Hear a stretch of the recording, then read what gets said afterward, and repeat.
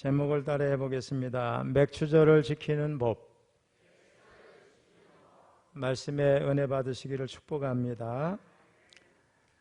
여호와의 절기가 맞을까요? 이스라엘의 절기가 맞을까요? 여호와의 절기가 맞는다는 사람 손 들어보세요. 손 내리시고, 이스라엘의 절기가 맞는다 손 들어보세요. 기회주의자가 상당히 많네요. 자, 우리가 통상 이스라엘의 절기라고 그러는데 성경에는 그런 표현이 없습니다. 여호와의 절기입니다. 이스라엘만 지키는 절기가 아니에요. 여호와의 절기. 여호와의 7절기가 있습니다. 따라해 보세요. 유월절, 무교절, 소실절, 맥추절, 나팔절, 대속제일, 초막절. 그런데 맥추절은 초실절로부터 50일째니까 오순절, 또 7주가 지나니까 칠칠절 이렇게 불러요. 마지막 초막절은 곡식을 저장하기 위해서 있는 절기라 수장절이라고도 해요. 장막절이라고도 말합니다. 그래서 7절기가 있는데 그 중에 3대 절기가 있습니다. 따라해 보세요. 유월절, 맥추절, 초막절. 자, 오늘 본문에서는 3대 절기 가운데 맥추절을 지키라고 말씀하세요. 10절을 읽어보겠습니다. 시작. 네 하나님 여호와 앞에 칠칠절을 지키되 네 하나님 여호와께서 내게 복을 주신 대로 내 힘을 헤아려 자원하는 예물을 드리고. 여기서 칠칠절은 맥추절을 의미합니다. 자, 맥추절이 우리와 무슨 상관이 있는가? 요즘 우리는 보리농사, 밀농사를 거의 안 짓습니다. 제가 어렸을 때 보면은 그때는 늘 많이들 한 것 같아요. 논농사로는 부족하니까 그랬던 것 같습니다. 또 우리는 구약 이스라엘 백성도 아닙니다. 그렇다면 맥추절이 우리와 상관이 없는가? 그렇지 않습니다. 맥추절의 의미가 뭡니까? 맥추절은 일단 보리 곡식을 완전히 거두고 미래 첫 소산을 하나님께 드리는 감사절기입니다. 이게 무슨 말이냐? 초실절 때 보리의 한 단을 하나님 앞에 드리고 본격적으로 추수를 해서 오늘 맥추절이면 보리 수확은 다 이미 끝나는 거예요. 그때부터 또 밀의 한 단을 하나님 앞에 밀 수확을 드리고 밀의 추수가 시작이 된다. 이렇게 생각하면 되겠어요. 그래서 이 절기가 보리의 첫 소산을 드렸던 초실절로부터 50일째 돼서 오순절, 또 7주가 지나니까 칠칠절 이렇게 부릅니다. 영적으로는 부활의 첫 열매가 되신 우리 주님 초실절. 6월절은 주님께서 돌아가셨죠. 이튿날은 무덤 속에 계셨어요. 사흘째 초실절 주님 부활하셨어요. 그러니까 6월절, 무교절, 초실절. 그때부터 50일째 되는 날 성령이 임했죠. 오순절, 성령 강림절, 맥추절 이렇게 생각하면 되겠습니다. 또 맥추절은 곡식 수확에 대한 감사만 아니라 이스라엘 백성이 시내산에서 십계명을 받은 것을 감사하는 절기입니다. 모세를 통해서 시내산에서 십계명을 받은 거 정말 감격스러운 일이죠. 십계명을 받았으니까 이거 뭐 무거운 짐을 다시 진 거 아닌가 이렇게 생각할 수 있지만 그렇지 않습니다. 여러분 우리나라에 보면은 헌법이 있죠. 최고의 법이에요. 그 다음에 뭐예요? 법률이죠. 헌법, 법률, 명령, 조례, 규칙 이렇게 나가죠. 학교에 다 배웠잖아요. 근데 성경에 보면은 십계명이 있고 그 다음에 기타 율법이 있죠. 근데 하늘나라 헌법이라 할 수 있는 이스라엘 백성들이 십계명을 받았다고 하는 것은 그들이 이제 더 이상 애굽의 노예 백성이 아니라 하나님의 친백성이라고 하는 강력한 확실한 증거가 생긴 거예요. 그러니 여러분 얼마나 감사해야 되겠어요. 현대교회가 전반기 감사로 지키는 맥추감사절은 사실 신약에서는 오순절 성령 강림절이에요. 자, 맥추절이 같은 말로 뭐예요? 성령 오순절. 또 하나는 뭐예요? 칠칠절 이렇게 되는데 우리가 50일째 되는 오순절 땐 성령 강림절기로 현대교회가 지켜요. 근데 7월 첫날 맥추절로 구분해서 이렇게 드리는 거는 통상 전반기의 감사가 맥추절이고 후반기의 감사가 뭐예요? 초막절인데 우리 한국의 농경으로 보면은 되게 밀수확, 보리수확이 되게 6월 말도 끝났죠. 그러니까 감사의 절기로서는 7월 첫 주에 드리는 게 어느 정도 의미가 있고, 성령이 임한 절기로는 우리 50일째 드리는 성령 강림절 우리가 지키고 있다고 이해를 하면 되겠습니다. 오순절에 성령이 강림해서 교회가 세워졌습니다. 우리가 아는 대로 오순절에 마가의 다락방에 120명이 모였는데 그때 성령이 임했고, 능력을 받은 사람들이 나가서 복음을 전하니까 5,000명, 처음에는 3,000명 막 회개하고 주님 앞에 돌아왔습니다. 처음 성령을 받은 무리들은 하늘나라에 드려지는 첫 곡식이에요. 그러면 첫 곡식이 있다고 하는 건 아직 수확되지 못한 다른 곡식이 있다는 걸 전제하는 거죠. 자, 오늘날 우리는 첫 곡식은 아니지만 첫 곡식과 같이 부활에 참여할 하나님의 자녀들이 된 줄로 믿습니다. 그렇다면 구약 백성뿐만 아니라 오늘날 우리들도 감사함으로 맥주절기를 지켜야 됩니다. 전반기에 베풀어 주신 육적인 물적인 은혜를 생각하며 감사하고, 구원받은 백성으로 장차 영적으로 추수될 것을 감사하는 마음으로 이 절기를 지키면 됩니다. 여러분, 잔치가 없는 집안이 얼마나 썰렁하고 삭막합니까? 아무리 부자면 뭐예요? 권세가 많으면 뭐예요? 행복하지 않죠. 한 나라도 마찬가지입니다. 명절이 없는 나라를 여러분 상상할 수 있나요? 문화의 풍성함은 명절에 반영이 되어 있는데, 여러분 우리나라 설날이 없고 추석이 없다 한번 생각해 보세요. 마찬가지로 신앙의 명절이 없는 기독교를 생각할 수 있습니까, 여러분? 우리 성도에게 절기가 없다면 한번 생각해 보세요. 성탄절이 없어가지고 우리의 구원자가 이 땅에 오신 감격이 없다, 축하하는 날이 없다. 또 부활절이 없어가지고 부활의 감격과 이 다음에 우리가 부활의 열매가 될 것, 부활될 것을 소망하는 마음이 없다고 그러면 얼마나 안타까워요. 또 감사절이 없어서 감사를 표현할 수 없다면 우리 어찌 하나님의 백성이라고 할 수 있겠어요? 여러분, 우리 주일은 주님이 부활하신 날이에요. 성령이 임하신 날이에요. 작은 절기라고 생각하고 주일날 주님 앞에 올 때마다 감사로 나오시기를 바랍니다. 또 그 절기의 의미도 감사로 잘 깨닫고서 잘 지켰으면 좋겠어요. 그래서 우리는 이스라엘 백성들이 절기로 시작하고 절기로 마치게 되는데, 한 해를 6월절만 돼도 천하각국에서 다 모입니다. 유대인들이 다 예루살렘에 모이는데 그 인원이 최대 수백만이 된다는 거예요. 숙소가 부족할 정도가 될 정도로 그렇게 많이 모여서 그들이 절기를 지키고 예루살렘에 머물러 있는 동안에 우리 주님이 십자가에서 죽으시고 부활하신 이런 사건들, 성령이 임하신 사건들이 늦게까지 있었던 사람은 다 목격한 거예요. 그들이 돌아가서 누가 복음을 전하지 않는데 교회가 세워지기도 하죠. 로마 교회도 바울이 전해서 복음을 전해서 세워진 교회가 아닌 것처럼 이런 역사들이 막 일어났는데, 그만큼 이스라엘 백성들은 절기로 시작하고 절기로 마치고 절기만 되면 온 백성이 들썩들썩하며 기뻐했어요. 오늘 여러분 마음속에 이 절기를 지키는 마음으로 충만하기를 축원합니다. 자, 맥주절을 어떻게 지키는가? 첫째로 따라해보세요. 감사로 지켜라. 9절 10절 읽어보겠습니다. 시작.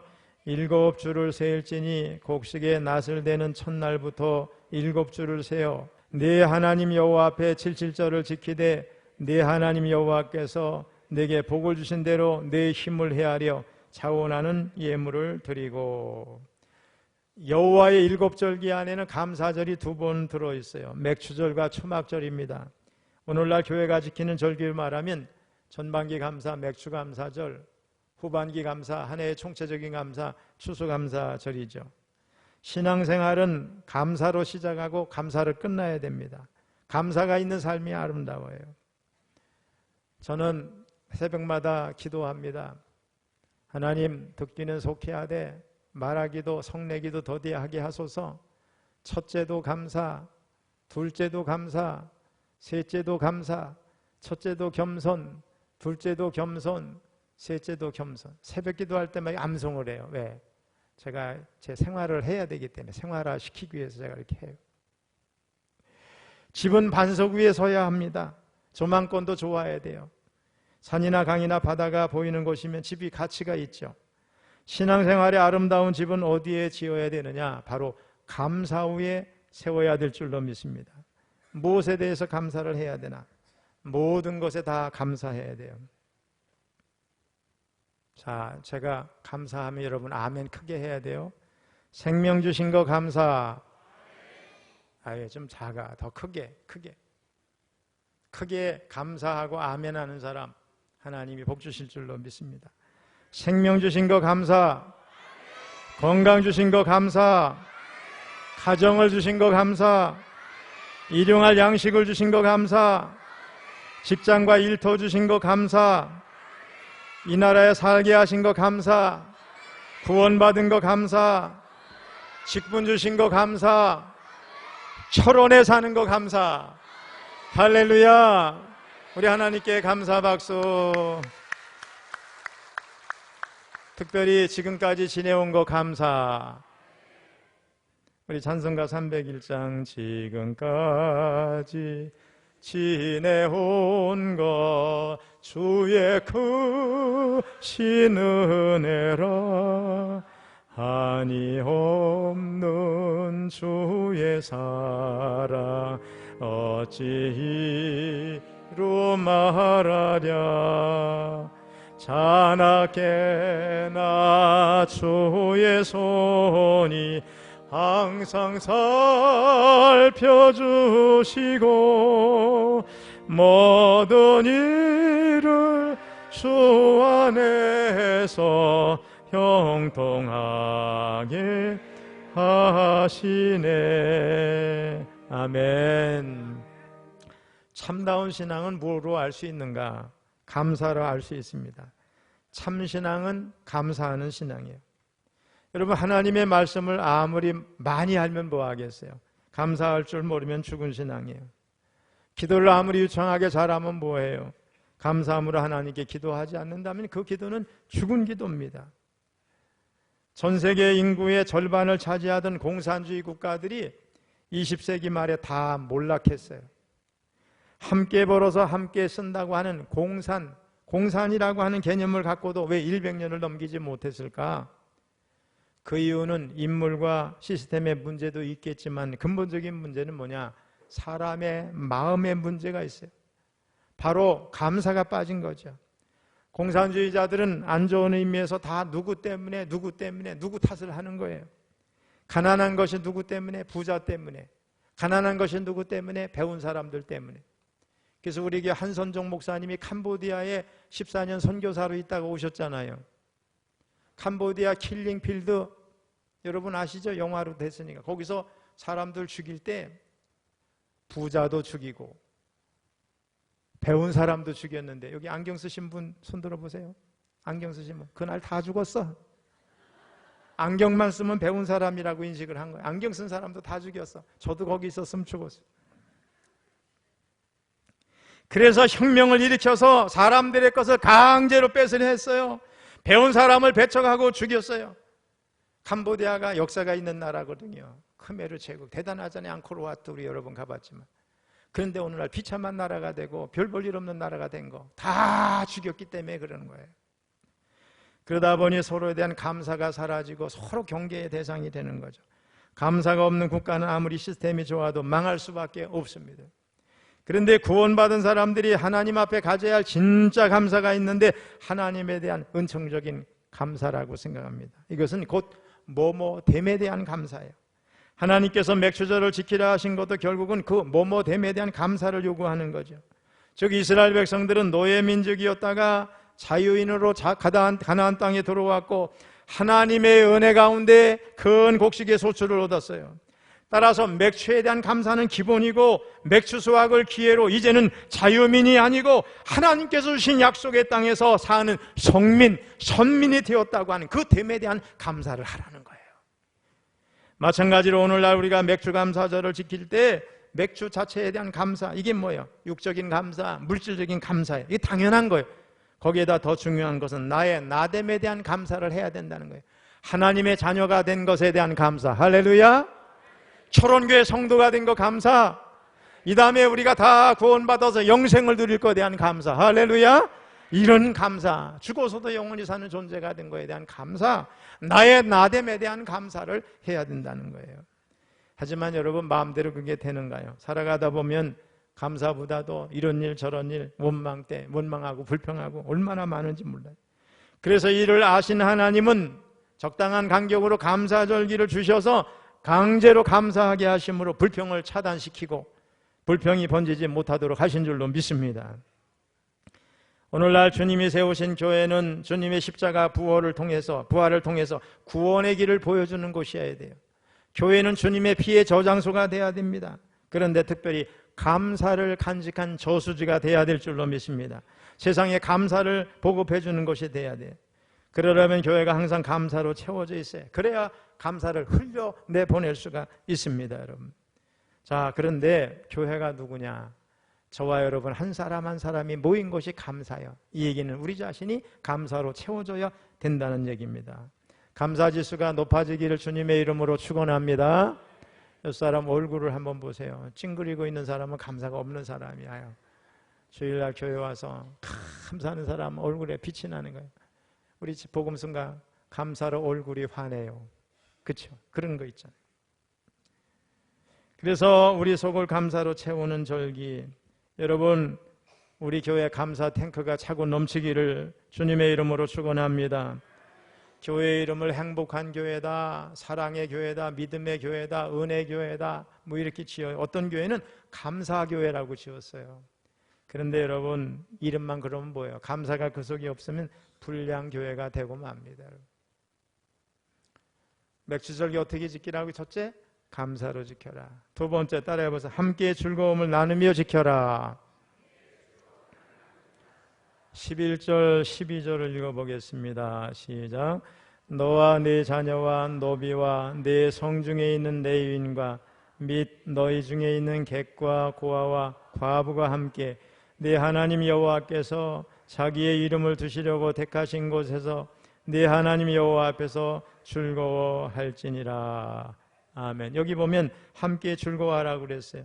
함께 즐거워할 대상이 누구냐? 자녀, 노비, 레위인, 그리고 객과 고아와 과부.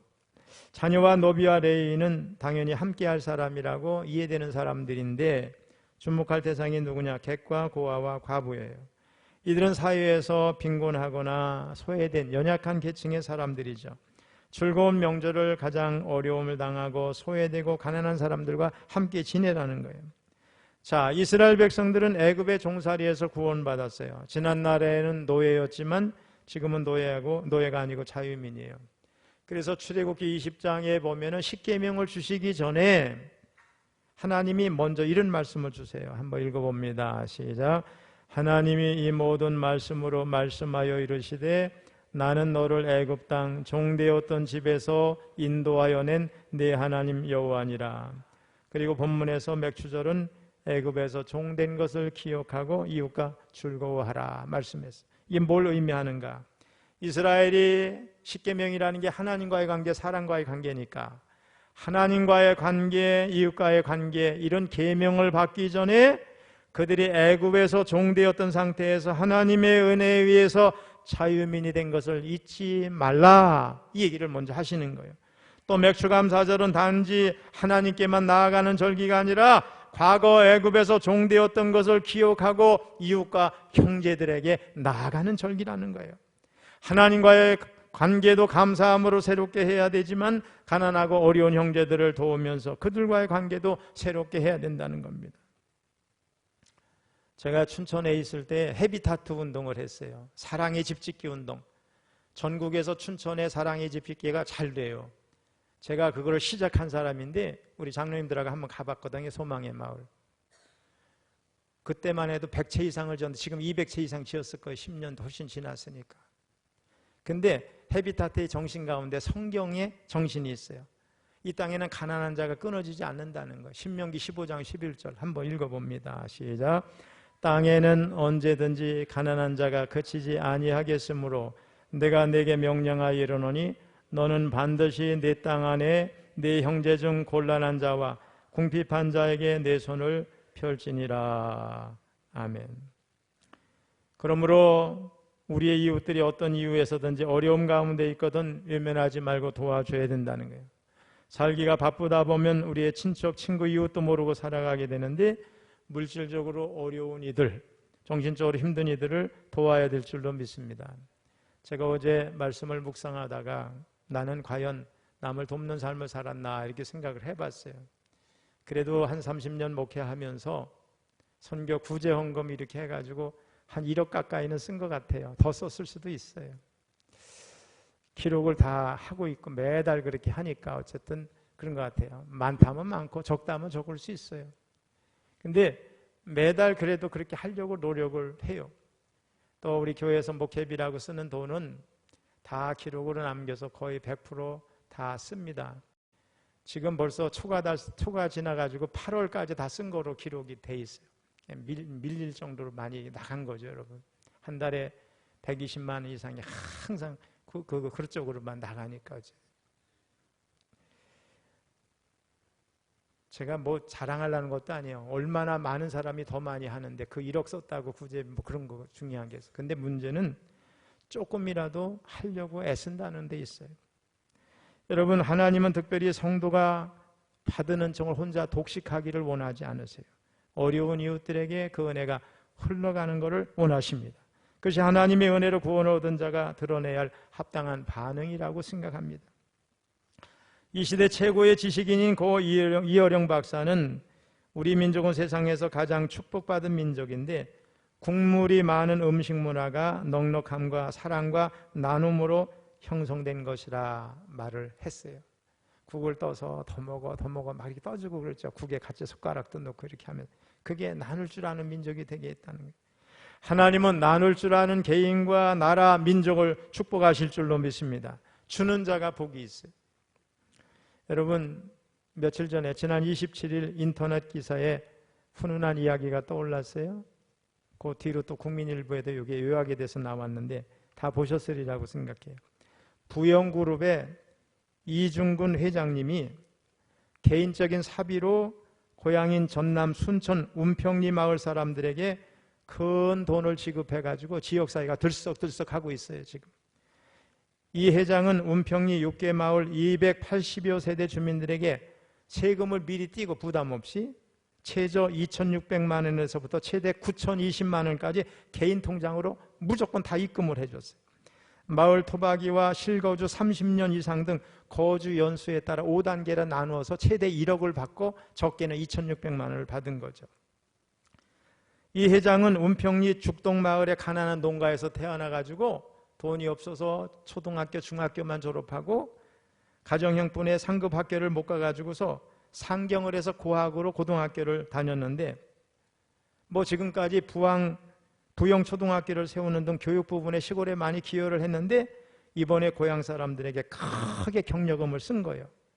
82세의 고령인 이 회장은 동산 초등학교, 자기 초등학교 남자 동창생들에게 1억 원씩 입금을 했어요.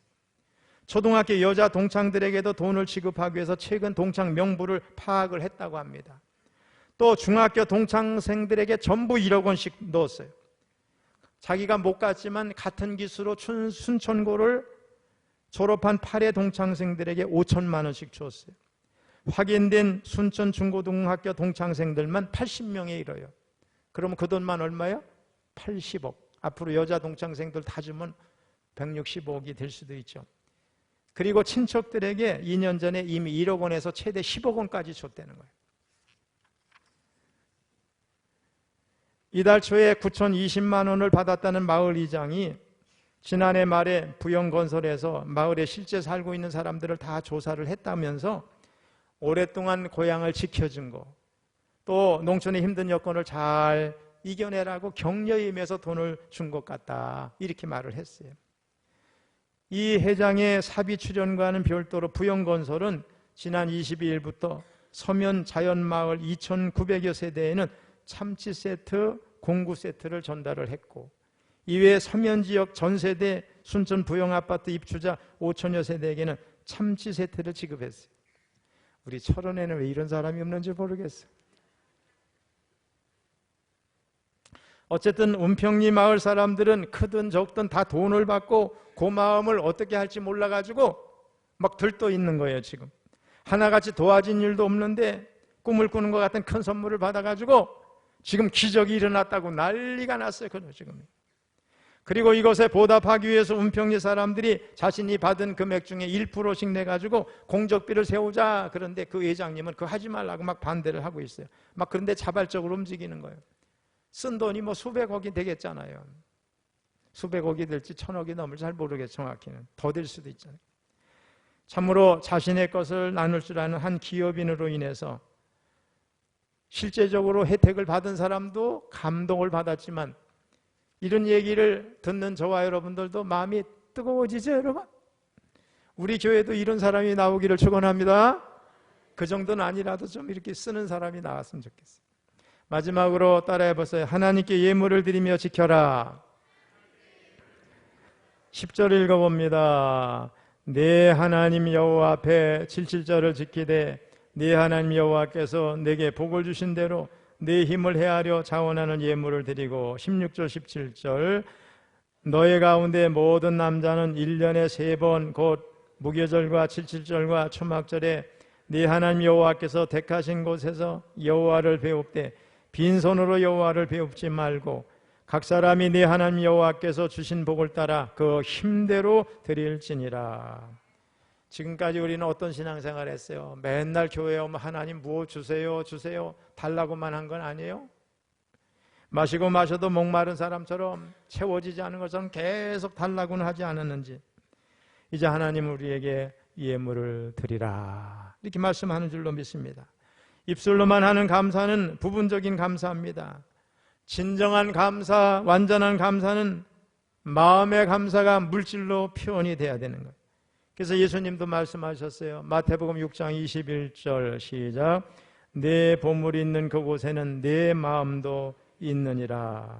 우리가 하나님 앞에 예물을 드릴 때 거기에 마음이 가 있다는 거예요. 교회도 보면요, 물질들이 헌신하는 사람들이 주인의식을 가지고 충성하지, 그렇지 못한 사람은 입만 하는 거야, 입만 이렇게. 그래서 감사 예물이 따르지 않는 감사는 진정한 감사가 아닐 수도 있습니다.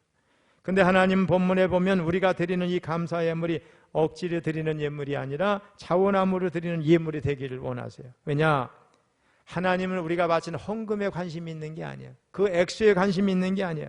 그 헌금을 바치는 그 마음에 관심이 있으세요.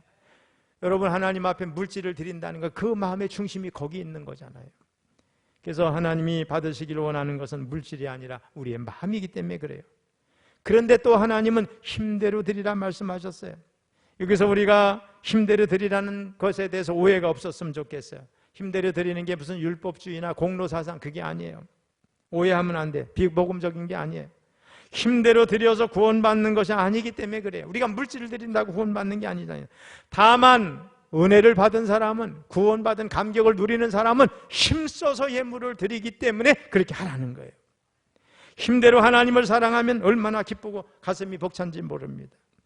여러분, 우리가 알아야 되겠습니다. 맥주절의 참된 의미는 내 것 중에서 얼마를 드릴까 발발 떨면서 하는 이런 인본적인 불신앙에서 드리는 게 아니고, 하나님의 것에서 내가 하나님께 얼마나 돌려드리고 내 것에서 얼마나 나눠서 더 이렇게 쓸까, 이런 마음으로 드리는 줄로 믿습니다.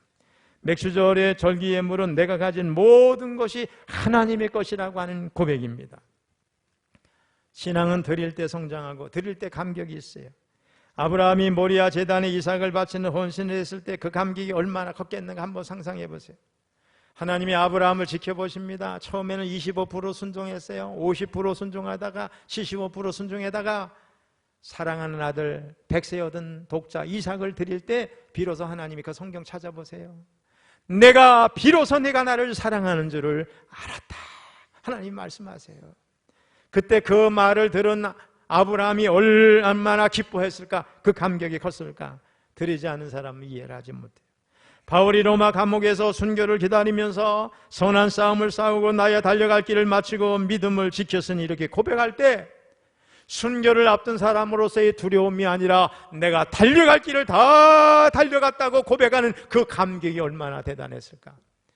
저도 요즘에 기도하는 게 하나님 달려갈 길을 다 달려가게 하소서, 이렇게 기도를 하게 됩니다. 작품을 만드는 장인이 혼신의 힘을 다해서 자기 작품을 완성했을 때 그 감격, 운동선수가 최선을 다했을 때 그 감격을 여러분 아십니까? 성도가 새벽에 저 시간을 하나님 앞에 드렸을 때 거기 기쁨이 있어요. 잠을 못 자고 나온 그런 게 아니라 거기엔 놀라운 기쁨이 있는 줄로 믿습니다. 사랑하는 성도 여러분, 오늘 우리가 왜 맥주감사절기를 지키는가? 그것은 지난 6개월 동안 우리를 지켜주시고 보호해 주시고 인도해 주시고 공급해 주신 하나님의 은혜에 감사하기 위함이에요. 그렇다면 우리는 맥주감사절 동안 하루 동안만이라도 모든 초점을 여기에 맞춰야 돼요. 예배를 드릴 때에도, 기도를 드릴 때에도, 찬송을 올려 드릴 때에도, 헌금을 드릴 때에도 우리의 마음이 감사로 충만해져야 될 줄로 믿습니다. 그럴 때 우리 마음에는 하나님을 향한 감사가 흘러 넘치게 됩니다. 하나님은 그런 우리의 감사를 보시고 금양하시고 기뻐하시면서 그대로 감사를, 기쁨을 되돌려 주실 줄로 믿습니다. 우리 교회는 주님께 영광을 돌리는 교회, 아멘. 찬양을 돌리는 교회, 감사를 올려드리는 교회, 주님을 높여드리는 교회 되기를 주님께 늘 우리 그런 마음을 가지고 올려드려야 될 줄로 믿습니다. 이따 우리 찬양할 때도 그런 마음으로 찬양을 해야 돼요. 말씀을 마무리합니다. 하나님은 선한 목적으로 우리에게 이 맥주감사절을 제정해 주셨어요. 매년 돌아오는 맥주감사절을 통해서 가장 먼저 우리의 마음에 하나님의 은혜에 대한 감사의 마음이 흘러 넘쳐야 되겠어요.